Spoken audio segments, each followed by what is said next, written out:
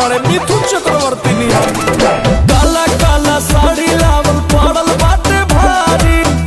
देखा रन भाभी होता मारा मारी बात देवर पाइल बा भाभी बोले के पड़ी खानदान उजाड़ देव हम क्यों हमरे देवर के हाथ से लगा के देखा पियवा मिलल कोरिया देवरवा बाटे गोरे ओही देवरे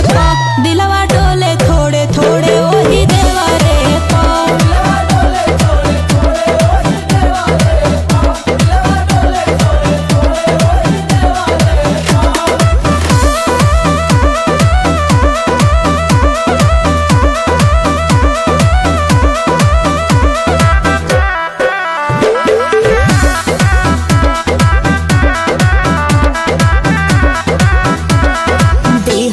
दहेज परहेज काहे करी बाटे अभिएज मयनेज काहे करी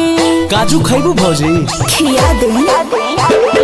बनले ड्राइवर संभारा है ना सवारी होके मोछा मुंडा करत रे रंगदारी देखो तारे ना भौजी ढेर लंगदार होइल बड़ा ना कहा कि ढेर लंगदार होइल बनी ज्यादा गर्मी चघल बा कहिया कि ढेर गर्मी चघल बा ओ माय गॉड भौजी देवरा बोले मिसरी बोलमुआ के